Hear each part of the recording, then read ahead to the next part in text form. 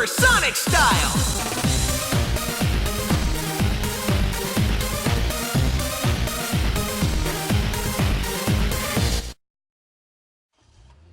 Gamers have different ways to find a final boss memorable, either being how epic it was or how hard it was to beat. But for me, a final boss earns a spot in my heart by how good the song is while fighting these final bosses.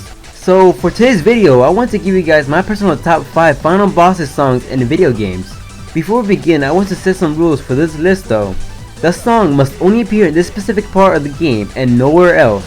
But if the song appears somewhere else in the game but it's heavily remixed, then I'll allow it.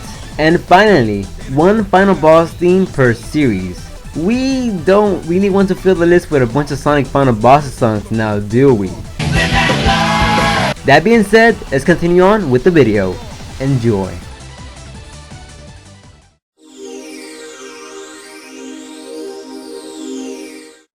Let's start off the list with something simple. For a fighting game, this track ain't so bad, and to be honest, this is probably the only track that really stood out from the dozens of Tekken final boss themes. And that's saying something because I really enjoy a lot of them too. The thing about this particular track is that it gives you the sense of false security in the start and giving this vibe that it's going to be a quick and easy fight with its calm and smoothing beats. But then the song does a complete 180 around and drops the fucking bass. Like seriously, this is something you'll probably hear at a Skrillex concert or something.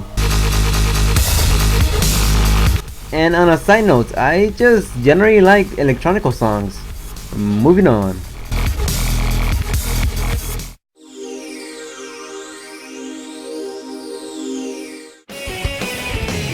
Come on, you saw this coming. There's always at least one Sonic game in my list. I even hinted in the beginning of the video. There is no way you didn't see this coming. But anyways, let's get back on track. So I know this is sudden, but I have a quick theory for what the meaning behind this track could be. And I quote, "Try to reach inside of me, try to take my energy, simple curiosity, try to take a bite of me," and unquote. I believe that this part of the song is some sort of metaphor on how Metal Sonic took something from each of the Sonic Heroes cast, whether it was a treasure possession or straight out stealing an individual's personality. Regardless whatever it was, he used these stolen goods and used it against the cast. And what makes this important is that the final fight with Metal Sonic, or Metal Overlord to be more specific, is that it kinda feels like everyone is challenging Metal Sonic, not just Sonic himself.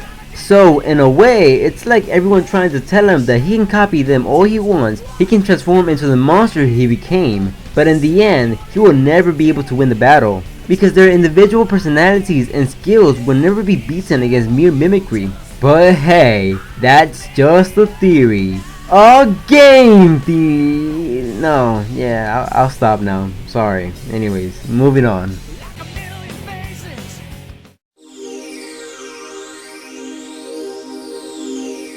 Showtime! So the next time you have a friend over, and if he's quite knowledgeable with RPG games, but it's not quite familiar with the Mario and Luigi series, then let him listen to this track and let him try to guess what game this is from. His mind will be blown away once you tell him that this came from a Mario game. Normally people will assume that this came from a more serious RPG game, such as Final Fantasy or Kingdom Hearts. But nope, it's from a Mario game. You know that fat Italian plumber that jumps on turtles and shit? Yeah, that same Mario. Just comes to show that even a silly game series like the Mario Bros can have amazing music from time to time. Moving on.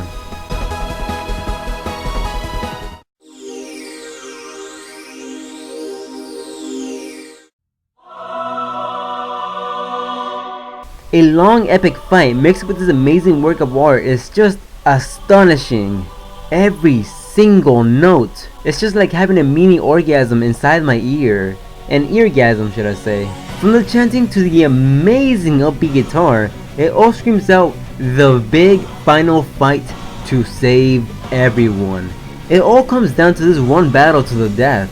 It's either your victory or the destruction of the world and hundreds of thousands of other parallel worlds waiting for their demise.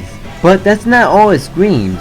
Halfway point into the song, it starts going for this tone that gives this feeling of united, not giving in, not losing hope, and surviving till the end. And that is basically the summary of what goes through your head in the final fight of Bravely Default. At least that's what mine was going through. Moving on.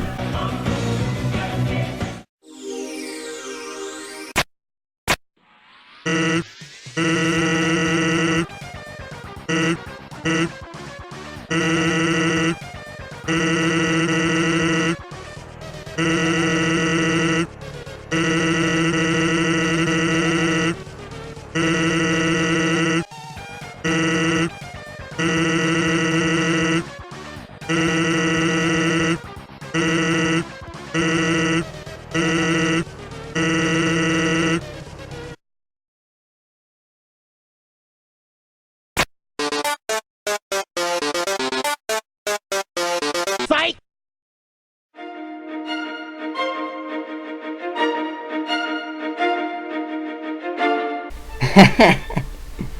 Ah, you thought I was gonna put makeup on Lovania, didn't you?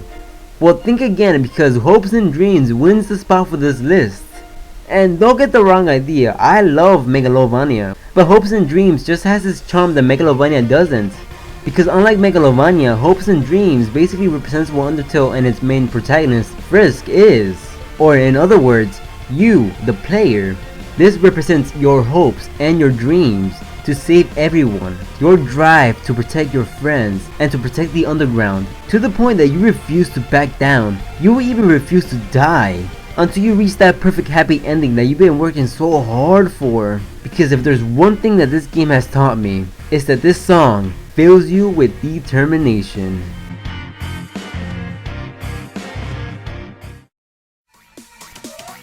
Well, that's all for today. What final boss theme song holds a special spot in your heart? Let me know in the comment section below. Thanks so much for watching, sayonara, peace, and take care. I'll see you guys next time.